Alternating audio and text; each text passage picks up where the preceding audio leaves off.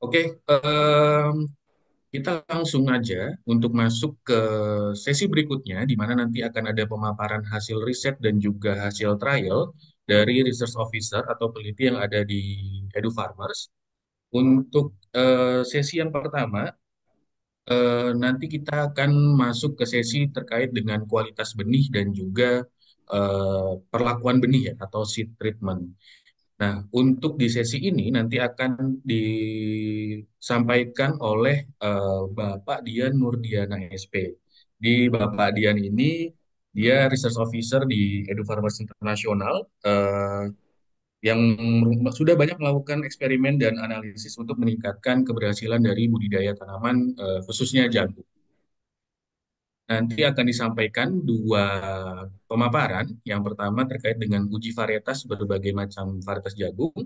Dan yang kedua, nanti ada pemaparan terkait hasil riset pengaruh dan perbedaan konsentrasi dari aplikasi colchicine dalam tahap seed treatment. Oh, ini cukup menarik. Sudah diintroduksi juga tadi oleh Pak Cahyo bagaimana eh, riset-riset yang dilakukan oleh Edu Farmers dan juga nanti ini mulai disampaikan nih satu persatu oleh research officer-nya. Harapannya nanti akan muncul banyak pertanyaan, akan muncul banyak diskusi-diskusi yang bisa kita kolaborasikan untuk menjawab permasalahan yield gap itu tadi.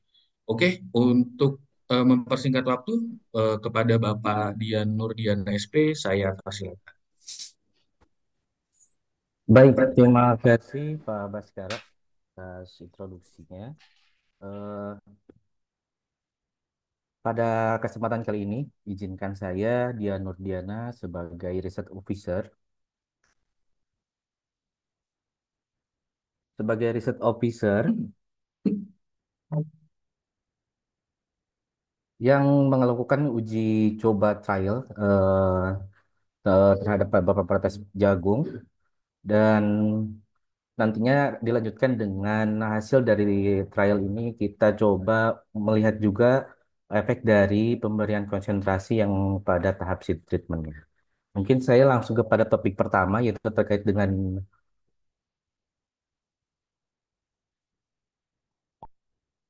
uji varietas jagung Raja R7, NK Naga, ADP Jago, dan Pertiwi 6.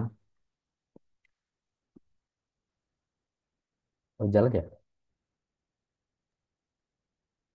Oke, tadi sudah muncul, coba di slide lagi. Coba. Oke, Ini, sudah. iya, baik.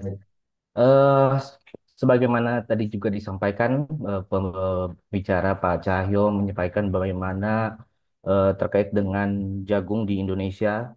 Dan di sini eh, kita berpikir bahwa jagung ini memang kebutuhan yang sangat penting, di mana selain dari sebagai kebutuhan karbohidrat, kemudian dari, sebagai pangan dan sebagai pakan juga.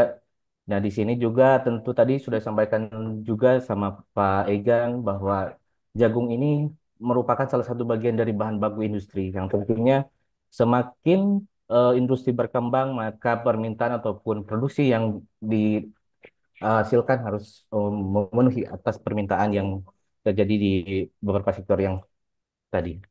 Nah, ini upaya yang eh, kita coba yaitu menguji beberapa varietas yang mungkin varietas ini akan nantinya hasilnya trial ini tentu eh, akan berbeda hasil responnya di lapangan atau di lokasi tertentu. Nah, makanya kita melihat dari beberapa varietas dan mungkin nantinya juga akan menjadi acuan sebagai rekomendasi dari varietas yang spesifik lokasi dan di musim tertentu. Nah, untuk dari tujuan trialnya ini, yaitu kita mengetahui pertumbuhan dan hasil dari varietas R7, NK Naga, ADP Jago, Pertiwi 6 di Desa Mlese, Ceper, Klaten. Kemudian kita mengetahui juga nantinya respon dari musim tanam dari bulan Maret sampai Juli 2024 dan lokasi. Nah, selanjutnya kita melihat dari percobaan kita trial dari kurva tinggi tanaman sendiri Dari beberapa varietas ini menunjukkan pertumbuhan tinggi tanaman dari semua varietas pada umur 14 sampai 28 HST memiliki nilai tinggi tanaman yang relatif sama. Kemudian pada umur 35 sampai 49 HST varietas NK Naga mulai memiliki nilai tinggi terendah ya. Akan tetapi di umur 56 hingga 98 HST tanaman ikan naga mulai meningkat bahkan melebihi dari tanaman varietas R7 Ultimate dan ADP Jago. Nah, tapi dari rata-rata semua tinggi tanaman ini umur 56 hingga 98 HST terlihat varietas Pertiwi tertinggi disusul dengan varietas NK Naga, ADP Jago dan R7 Ultimate. Nah, selanjutnya ini dari keragaan hasil trial kita dari 4 varietas terlihat dari eh, tabel bahwa varietas yang memiliki nilai tertinggi ini dilihat dari beberapa komponen ya. Yang pertama itu pipil panen pertanaman, rendemen dan proses tumbuh akhir. Ini dominan itu ada di ADP Jago. Kemudian untuk bobot tongkol beserta kelobot dan panjang tongkolnya ini tertingginya dari Pertiwi 6. Nah, sementara di jumlah baris ada di R7 Ultimate.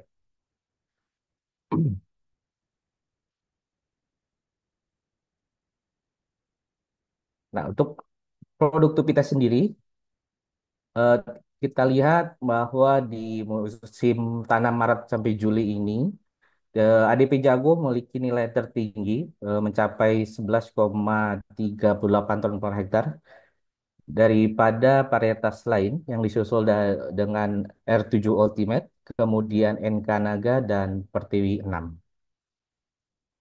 Nah, mungkin ini kita dapat simpulkan dari trial beberapa varietas ini bahwa pertumbuhan tinggi tanaman varietas Pertiwi lebih tinggi dibanding NK Naga, ADP Jago, dan R7 Ultimate. Sementara dari hasil, varietas ADP Jago memiliki hasil tertinggi mencapai 11,38 ton per hektar dibanding R7 Ultimate, NK Naga, Pertiwi 6.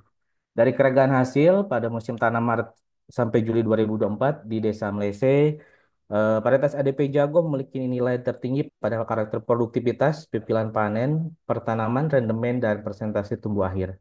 Sementara kita ketahui setiap varietas jagung memiliki respon berbeda pada musim dan lokasi tertentu sehingga pemilihan varietas spesifik lokasi dan musim menjadi kunci untuk mencapai hasil yang optimal. Eh, Berlanjut mungkin ke proses kita riset selanjutnya yaitu terkait dengan respon pertumbuhan dan hasil tanaman jagung pada perbedaan konsentrasi aplikasi kolkisin dalam tahap seed treatment. Pada jagung ini kita sudah dihadapkan dengan beberapa eh, permasalahan ataupun tantangan yang ada di lapangan selain daripada permintaan yang sejalan dengan pertumbuhan penduduk, kemudian perkembangan dari industri menjadi tantangan tersendiri untuk memenuhi kebutuhan akan produksi dari jagung ini. Nah, dari varietas yang sebelumnya kita trial, dari kita bulan Maret Juli itu terdapat di ADP Jago. Nah, kita masih merasa kurang untuk upaya kami itu untuk meningkatkan. Salah satunya itu upaya kita menggunakan aplikasi Colkisin. Colkisin ini senyawa atau kimia yang upayanya untuk perbaikan genetik dengan menghasilkan tanaman yang berpoliploidi atau menghasilkan tanaman yang memiliki lebih dari 2 set kromosom. Nah, dari tujuan ini kita ingin mengetahui respon beberapa konsentrasi kolkisin terhadap pertumbuhan dan jagung hasil, kemudian mengetahui konsentrasi kolkisin optimal dalam tahap seed treatment. Dari proses yang kita lakukan ini berlokasi di lahan percobaan Yayasan Edu Palmer Internasional yang berada di Desa Mlese, Ceper, Klaten, Jawa Tengah, yang dilaksanakan pada bulan Juli sampai November 2024. Adapun bahan-bahan yang kita gunakan meliputi bahan jagung ADP Jago, kolkisin, pupuk NPK, nitrogen, fosfat, kalium, kemudian dari bahan-bahan insektisida ada ivermectin, benzoat, chlorantraniliprol, astragin, dan mesotrione. Kemudian dari desain penelitian kita menggunakan rancangan acak kelompok lengkap dengan faktor tunggal dengan 6 perlakuan dan 3 ulangan, di mana perlakuannya terdiri dari eh, kontrol, kemudian 250 ppm, 500 ppm, 750 ppm, 1000 ppm, sampai dengan tertingginya di 1250 ppm. Adapun pada pengamatannya, kita melihat dari karakter pertumbuhan dan kemudian hasil. Kemudian setelah data diketahui, kita lanjut dengan uji statistik, uji ANOVA. Ketika ada berbeda nyata, kita lanjut dengan uji HNS2K.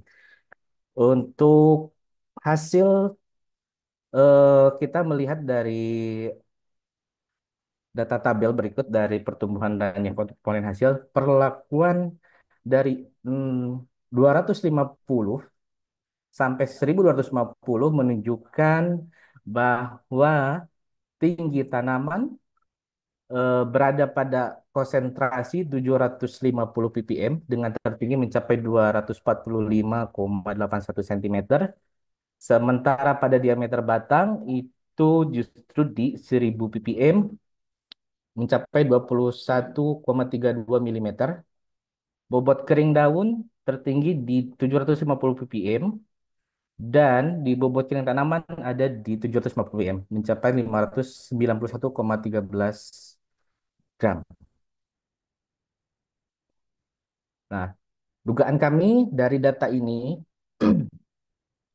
kita melihat dengan konsentrasi terendah dari data variabel tersebut menunjukkan tidak berbeda nyata dibandingkan dengan kontrol. Sementara pada konsentrasi yang tinggi ini menunjukkan adanya tren penurunan baik dari tinggi tanaman, diameter batang, bobot kering daun, dan bobot kering tanaman. Nah, kami menduga bahwa untuk konsentrasi rendah ini kolkisin eh, diduga sudah terjadi polipolidi, namun belum mencapai optimal. Nah, sementara pada dosis menengah atau di 750 ini diduga menjadi dosis optimum kami dengan data yang kami dapatkan. Sementara untuk yang di dosis konsentrasi atau konsentrasi tinggi di 1000 sampai 2000, 1250 ppm ini, dugaan kami penurunan yang terjadi ini terjadinya toksisitas atau sekaman terhadap tanaman atau yang terjadinya stres fisiologis dugaan kami. Jadi eh, kami melihat bahwa dari data ini eh, penentuan untuk aplikasi ini kita dapatkan di 750 ppm dengan tinggi tanaman dan bobot kering daun dan bobot kering taman. Sementara kita lihat juga di produktivitas, konsentrasi 750 ppm ini meningkatkan hasil secara optimal mencapai 10,79 ton per hektar. Sementara di konsentrasi 250 dan 500 ppm diduga sudah kembali terjadi poliporidi namun belum optimal untuk meningkatkan hasil, dan sementara pada konsentrasi tinggi di 1000 dan 1250 ppm diduga terjadi toksisitas dan stres fisiologis yang mengakibatkan penurunan hasil yang mencapai di 7,99 sampai dengan 8,18 ton per hektar. Eh, Kesimpulan dari riset kolkisin ini bahwa pemberian kolkisin konsentrasi 750 ppm dapat meningkatkan tinggi tanaman, bobot kering daun, bobot kering tanaman, dan produktivitas. Sementara pada 1000 ppm dapat meningkatkan diameter batang, dan pemberian kolkisin konsentrasi pada seed treatment itu optimalnya di riset kami pada 750 ppm. Demikian pemaparan hasil riset dan trial kami yang dapat kami sampaikan. Semoga dapat memberikan informasi bagi Bapak Ibu sekalian dan mungkin nanti ada insight yang kami juga perlu kami dapatkan dari Bapak Ibu sekalian. Demikian, saya kembalikan kembali ke Pak Baskara. Terima kasih.